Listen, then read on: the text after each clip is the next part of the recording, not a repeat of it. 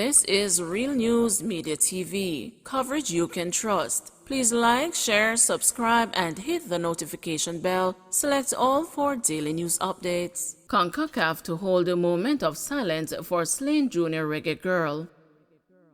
All 8 countries participating in the CONCACAF Women's Championship in Mexico will observe a moment of silence at Games Monday in honor of former Jamaican national under-15 footballer Jadin Carr, the Jamaica Football Federation has announced. Carr was among 2 persons shot dead by gunmen along the Lloydsville Main Road in Dallas, St. Thomas on Friday. She was reportedly on her way to football training at the time of the incident. According to a JFF release, Monday's moment's silence will see players recognizing Carr at the start, and there will also be a display on the video boards. The JFF thanks CONCACAF for understanding the grief Jamaica is feeling and facilitating the moment of recognition, the release stated. Jamaica will tackle Haiti at 9 p.m. in a must-win game for the Reggae Girls to secure a spot at next year's World Cup. The other games scheduled are Canada versus Costa Rica and Panama versus Trinidad and Tobago at 6 p.m. and the U.S. versus Mexico at 9 p.m. 20-year-old slapped with assault charges following dispute with a girlfriend. 20-year-old Kirkland Nelson, otherwise called Kirk Hall, a laborer of St. Joseph Road, Kingston 11, is awaiting a court date to answer to charges of assault at common law, illegal possession of firearm, and assault occasioning bodily harm. According to detectives assigned to the St. Andrew South Division, Nelson was charged in relation to an incident that occurred along St. Joseph Road on Thursday, July 7. Reports are that about 11:25 a.m., the accused and his girlfriend had a dispute during which he allegedly pointed a firearm at her before punching her in the face. The complainant reported the matter to the police. Nelson was arrested on Saturday, July 9. Lukewarm response to call for boycott of Portmore Toll Road. It appeared to be business as usual for some motorists along the Portmore Toll Road on Monday, despite a call for a 3-day boycott of the thoroughfare due to the increased toll rates for Highway 2000 east-west. The new rates took effect on Saturday. On the weekend, the Cumberland Tri-Sector Citizens Association urged the Portmore residents to not use the toll for 3 days starting Monday. But while some motorists seem to have heeded the call, as suggested by an increase in traffic along Mandela Highway, others continued along the toll road. As some persons shouted to passing motorists for them to boycott the toll road, the motorists continued along their journey. At the intersection of Passage Fort Drive and the Dyke Road, many more motorists headed towards the toll road. One woman who spoke with the news said she was surprised that more people were not responding to the call for a boycott, but said she would be using the Mandela Highway. She argued that the $50 increase in the toll rate was exorbitant, and the motorists would struggle to maintain this considering we don't even get a raise in our salary.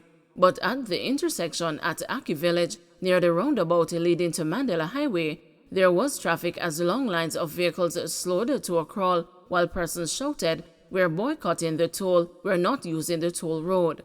One man told the news that he does not agree with the increased toll rate and would be using the Mandela Highway route as long as I deem it possible. A police officer who said he travels the route often noted that there was an unusual amount of traffic on Mandela Highway, which suggested some motorists did indeed follow the call to boycott the Portmore Toll Road. Men on bike ditch gun in escape bid in St. Catherine. Police from the St. Catherine North Division seized a Ruger 9mm pistol fitted with a magazine containing 1 9mm round of ammunition during an operation on Sunday, July 10. Reports are that about 10:30 a.m., law enforcers were on an operation in the Kittentown community. On entering the main road, the police observed a motorcycle with 2 men aboard. The police signaled the driver to stop, and he disobeyed and sped off. Shortly after speeding off, an object was thrown onto the road, which the law enforcers later discovered to be a firearm. The men escaped in the area on the motorcycle. St. Thomas rocked by second weekend double murder. Hours after Saturday's shooting death of 50-year-old Denise Bell in Seaford, St. Thomas, Rochelle Bennett was still in disbelief that her mother would never return home.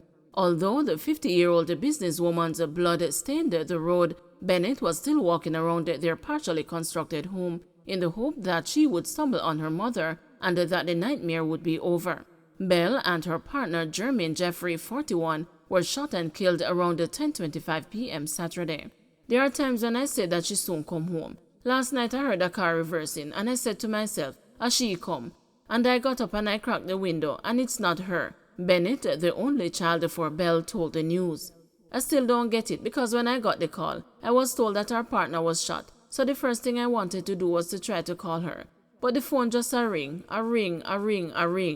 It was the second double murder in St. Thomas in consecutive days. National junior footballer Jadin Carr, 18, and the taxi driver Andrew Mullins were gunned down Friday evening.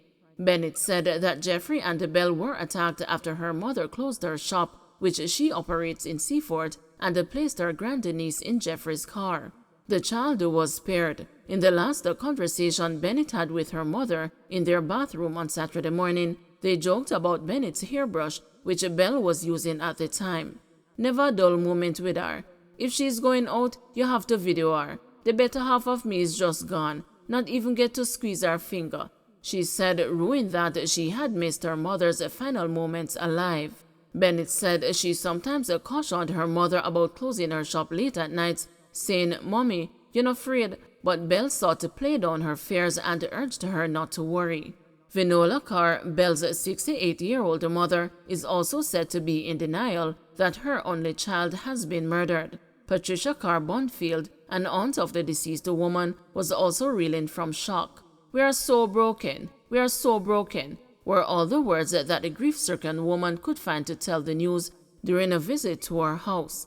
Jeffrey was overseas for a time and returned to Jamaica shortly before the coronavirus pandemic, which swept ashore here in March 2020. He spent the last 3 years working on a construction project nearby. Some of the material he purchased was still lying in the yard shared by Bell and Bennett. A motive for the murder has not been officially determined, but a police officer who spoke on anonymity said that gang violence is on the rise in Seaford. Golden demands increased social spending, urges government to slow pace of debt reduction. People's National Party President Mark Golding is demanding that the government increase the amount of social spending allotted for low-income groups struggling with a cost-of-living crisis and the spiraling global inflation. He puts the price tag of the bailout for Jamaica's poorest at $40 billion. Golding, who was addressing the People's National Party Women's Movement Conference on Sunday, lambasted the Holness administration for what he describes as minimal support for citizens beleaguered by soaring prices for basic commodities such as fuel and food. This government is pulling the wool over their eyes over the people because they are singing the message that they are doing something to support the population, but what they are doing is superficial and cannot have a meaningful impact on the lives of those who need help, Golding, who is also opposition leader, told the partisan crowd. Last Tuesday, Finance and Public Service Minister Dr. Nigel Clark announced in the House of Representatives a welfare package of almost $4 billion for Jamaicans buffeted by rising prices for goods and services. That welfare pledge is in addition to $3.5 billion of support unveiled earlier in March. However, in his remarks, Golding argued that the increase in social spending was far less than the public may realize. What they have announced, really, comrades, is minimal in the scheme of things. The numbers sound big, but don't be fooled by them. They don't even amount to 0.2 of 1%, not even a fifth of 1% of GDP of additional social spending on the people, the PNP president said. Golding also took issue with the announced increase of $9 million per constituency to support the Constituency Development Fund that was also disclosed by Clark. Approximately $20 million in CDF financing is allocated to each member of parliament annually. Comrades, if you have a constituency with, let's say, 40,000 people living in it, that $9 million amounts to a mere $225 per constituent. That can't even buy each constituent a patty at today's prices, he said. We have said nothing less than 2% of the GDP will do. We have said that it is $40 billion.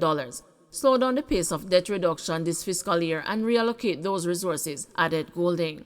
In his view, these resources would be better spent strengthening existing programs, such as the Program for Advancement through Health and Education, the National Insurance Scheme, expanding poor relief, and increasing subsidies for farmers for inputs like fertilizer. British Member of Parliament Diane Abbott, who was guest speaker at the conference, endorsed the efforts of the PNP and its leadership, as she charged the gathering to be proud of the party's work to improve social conditions for ordinary Jamaicans. She implored Jamaicans to have confidence in the PNP, given their track record. The PNP has always been the organization to help Jamaicans pursue the dream, all the way from Norman Manley to now, said Abbott. Don't forget to like, share, subscribe, and hit the notification bell. Select all for daily news updates.